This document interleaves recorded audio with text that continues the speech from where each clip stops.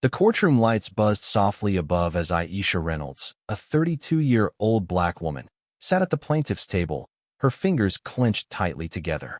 Her deep brown skin glowed under the artificial lighting, her dark curly hair pulled into a neat bun, a style she often relied on for days like this. Aisha was no stranger to struggle. She had fought for everything in her life, from her career as a small business owner to raising her 6-year-old son, Elijah, as a single mother.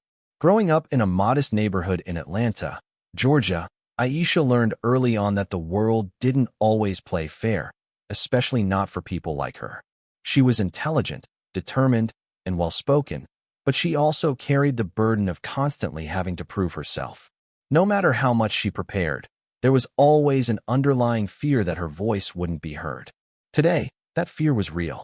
She wore a simple but elegant navy blue blazer over a white blouse, wanting to appear as professional as possible. This wasn't just a legal battle. It was a fight for respect, for justice, for her dignity. But despite her outward strength, an unsettling feeling twisted in her stomach. The judge hadn't even made eye contact with her yet. As she stole a glance at the opposing side, the wealthy white businessman she had taken to court for stealing her business idea and breaking a contract, she saw the smug smirk on his face. He was confident, too confident. And Aisha knew why. The system wasn't built for women like her. Aisha's life revolved around hard work, sacrifice, and resilience. As a single mother, her days were carefully structured, leaving little room for error. She would wake up at 5:30 a.m., prepare breakfast for Elijah, and get him ready for school before heading to her bakery, Sweet Essence. The bakery had started as a dream, a small passion project in her grandmother's kitchen, and after years of relentless effort, she had finally built something she was proud of. Her morning routine at the shop was always the same. She'd tie her apron, check the fresh deliveries, and greet her first customers with a warm smile. Despite the daily exhaustion, she loved her work. There was something about seeing the joy on people's faces when they tasted her homemade recipes that made the struggle worth it. But ever since she filed the lawsuit against Mark Caldwell, the wealthy investor who had promised to help expand her business only to steal her recipes and open a competing bakery under his own name, everything had changed. Sales had dropped, people questioned her integrity, and her once loyal customers started drifting away. She was exhausted, mentally, emotionally, and financially. The lawsuit had drained her savings, and every day, she worried about how she'd provide for Elijah. Despite it all, Aisha held on to one thing: hope. She believed in justice. She believed in fairness. She believed that the truth would win. The courtroom was a stark contrast to the warmth of Aisha's bakery. Cold, unforgiving, sterile. It was a place where decisions were made, lives were altered, and justice, at least in theory, was served. Judge William Harrington sat on the bench, his expression unreadable. An older white man in his 60s, he had a reputation for being firm but fair, or so people said. But today, Aisha wasn't so sure. The room itself was grand but unwelcoming. Tall windows let in streams of daylight, but there was no warmth in them. The wooden pews creaked with every movement, and the scent of old paper mixed with the faint aroma of coffee from the clerks' desks. On the left side sat Mark Caldwell, flanked by his high-profile legal team, men in expensive suits who barely acknowledged Aisha's presence. They whispered amongst themselves, occasionally throwing glances in her direction. They didn't see her as a threat. They didn't see her as anything. The spectators section held a few interested onlookers. Aisha's best friend, Monica, sat near the back, offering a reassuring nod whenever their eyes met. There were also reporters, sensing a potential story, and a handful of locals who had come to witness the proceedings. Aisha gripped the edges of the plaintiff's table as her lawyer, David Martinez, reviewed the final notes. He was a young but passionate attorney, one of the few who had agreed to take on her case despite the odds. "Stay calm," David whispered, sensing her nerves. "We have everything we need. The evidence is clear." Aisha nodded, inhaling deeply. The truth was on her side. That had to count for something, right? But even as David reassured her, Aisha could feel something was off. Judge Harrington hadn't acknowledged her since he entered the courtroom. Instead, he had exchanged friendly nods with Mark Caldwell's lawyer, a man he clearly knew. A sinking feeling spread in Aisha's chest. Then, as the proceedings began, she noticed something else. Each time her lawyer spoke, the judge barely reacted.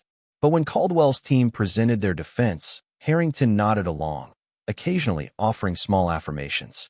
Aisha's heartbeat quickened. She knew what was happening. This case wasn't about justice. It was about power, about connections, about who the system was designed to protect. And deep down, Aisha feared the outcome had already been decided.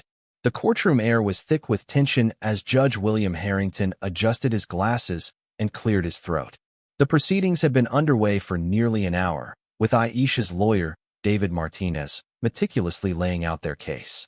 Emails, contracts, financial records, every piece of evidence pointed to Mark Caldwell's wrongdoing. Aisha watched intently as David presented a final damning document, a signed agreement where Caldwell had explicitly promised to invest in Sweet Essence in exchange for a minority partnership. But instead of honoring the contract, he had stolen Aisha's recipes, branding, and business model, opening Caldwell's confections just a few miles from her shop. Aisha dared to feel a spark of hope. The evidence was undeniable.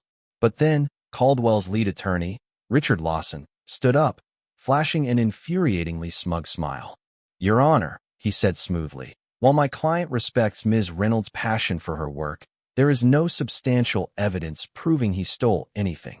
The recipes in question are common bakery items, and the contract itself, well, let's just say its terms were never finalized in any legally binding way."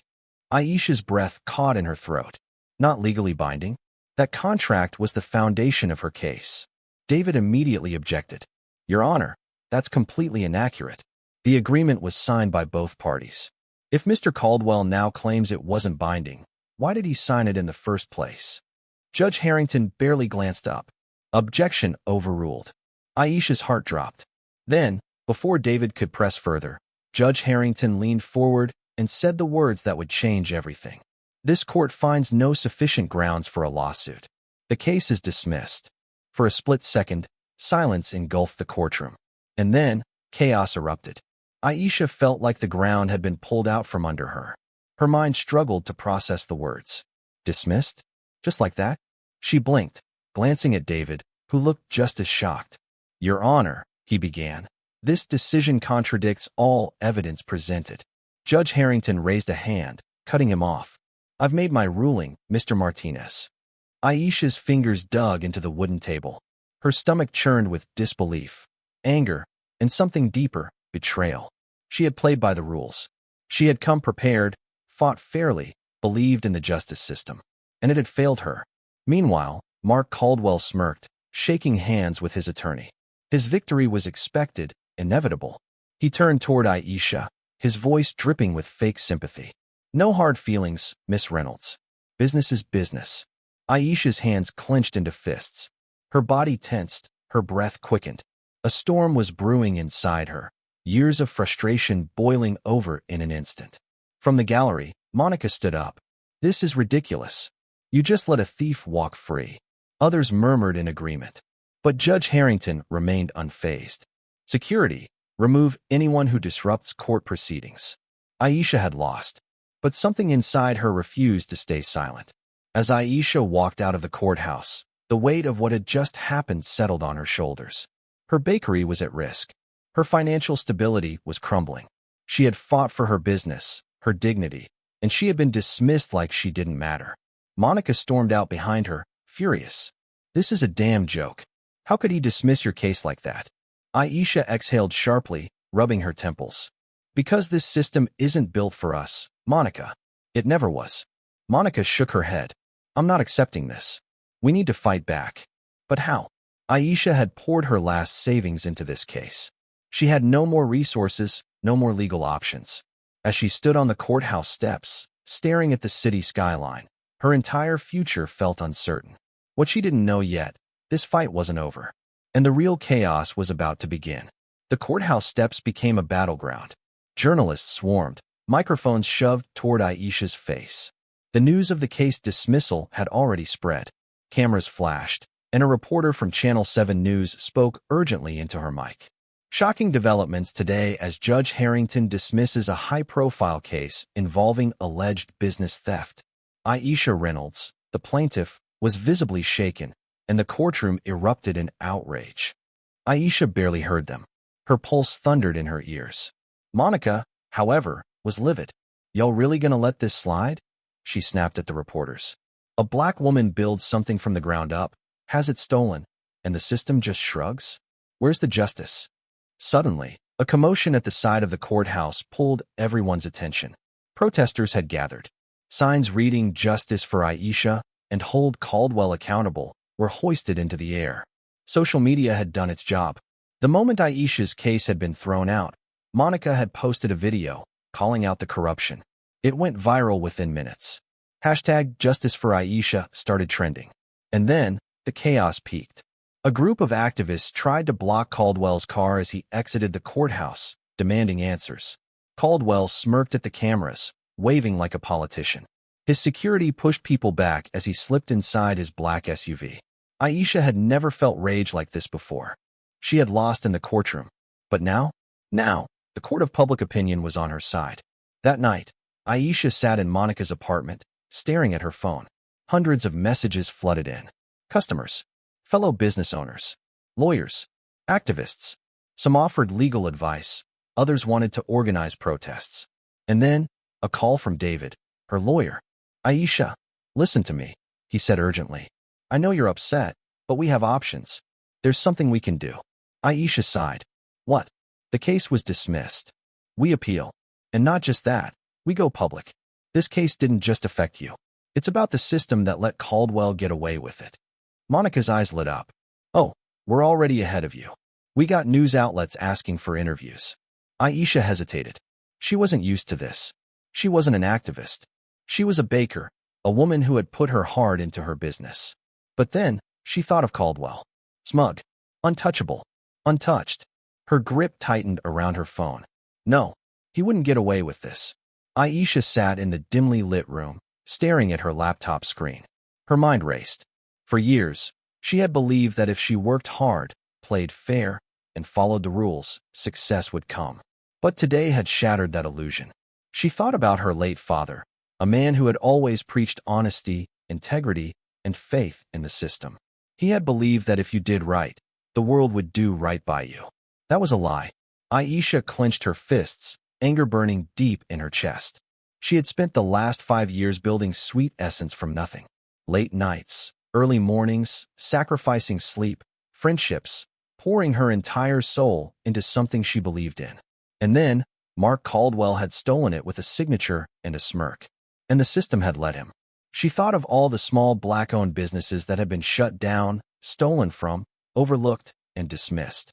If she walked away now, she'd be letting it happen again. Monica's words echoed in her mind. We fight back. But how? She wasn't a lawyer. She wasn't an activist. Then, she scrolled through the comments on her social media. People were watching, listening. They were angry too. This wasn't just about her anymore. Aisha exhaled, a newfound determination settling over her. She might not have power in the courtroom, but she had something just as strong. The truth. She grabbed her phone and hit record. My name is Aisha Reynolds. Today, a judge dismissed my case, despite undeniable proof that my business was stolen. But I won't be silent. Because this isn't just about me. It's about justice. She uploaded the video, and the internet exploded. By morning, Aisha's video had millions of views. It had been shared by celebrities, news anchors, and activists. The pressure was mounting. Judge Harrington faced public scrutiny. Reporters dug into his past rulings. And Mark Caldwell? His bakery faced boycotts. Outside of Sweet Essence, a line wrapped around the block. People came in droves, supporting Aisha's business in protest. Then, the twist no one saw coming. An anonymous whistleblower came forward. A former assistant at Caldwell's firm. And they had evidence. Emails. Messages. A full-blown confession. Mark Caldwell had admitted to stealing Aisha's business. And now? Now, he was about to face a reckoning. The news broke like wildfire. A leaked email. A confession in black and white. A former assistant at Caldwell's firm had anonymously submitted internal emails to multiple news outlets. In them, Caldwell openly bragged about manipulating contracts, using legal loopholes, and ensuring that Aisha had no chance of winning in court. The evidence was damning. By mid-morning, #CaldwellExposed was trending. The internet erupted in outrage. Major media outlets picked up the story, dissecting the case, questioning the judge's bias, and demanding action. And then, the real shock came. A high-profile civil rights attorney, Jordan Matthews, stepped in. Aisha was watching the news in Monica's living room when she saw him speak at a press conference. This isn't just about Aisha Reynolds. It's about a pattern, one that disproportionately affects Black business owners in America. But today, we draw the line. Monica gasped. Girl, do you realize what this means? Aisha could barely breathe.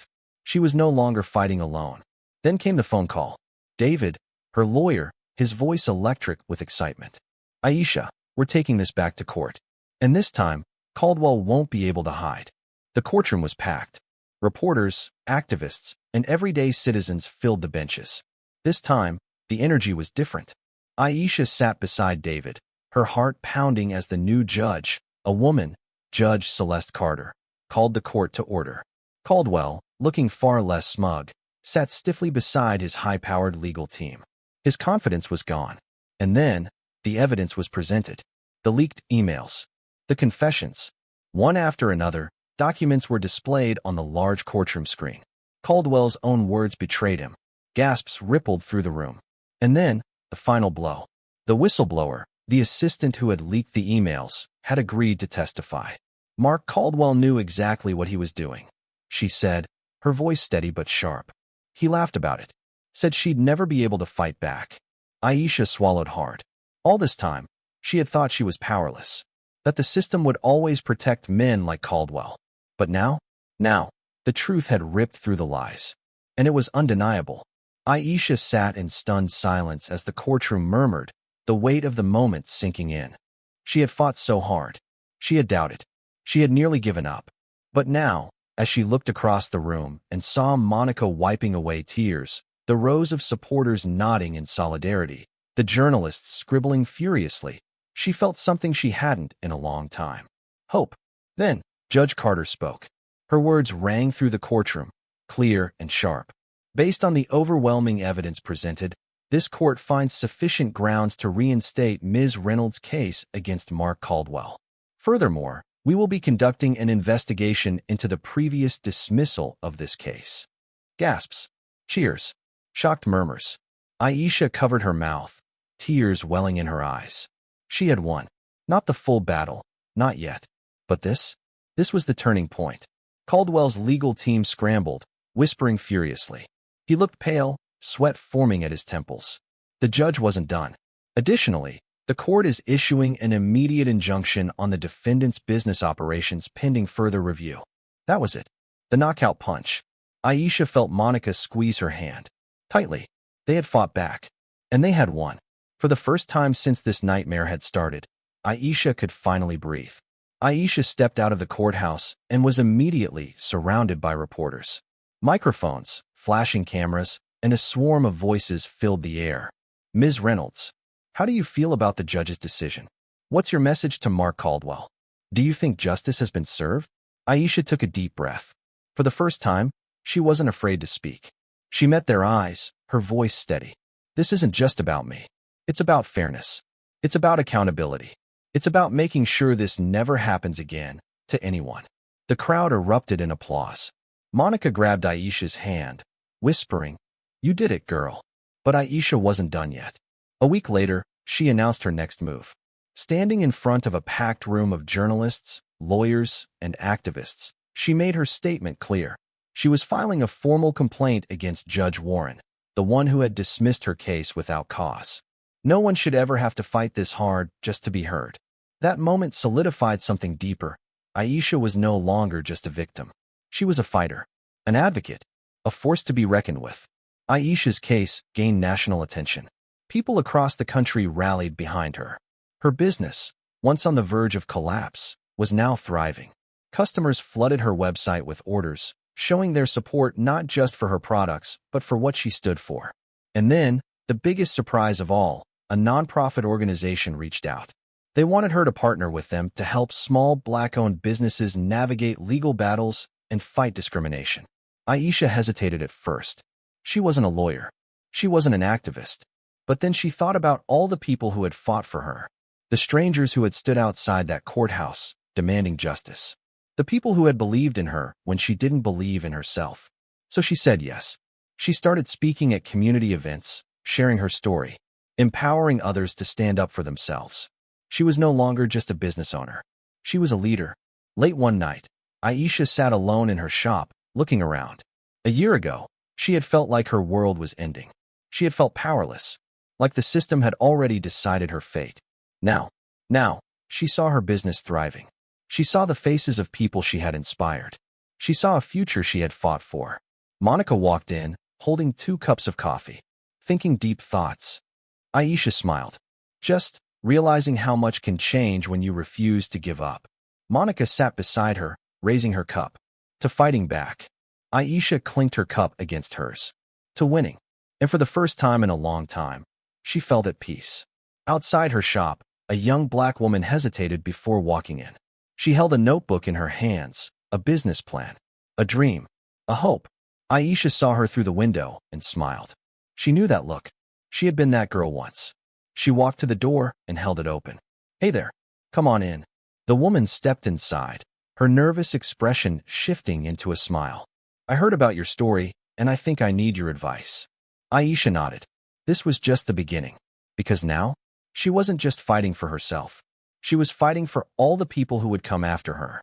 And she wouldn't stop until every last one of them got the justice they deserved.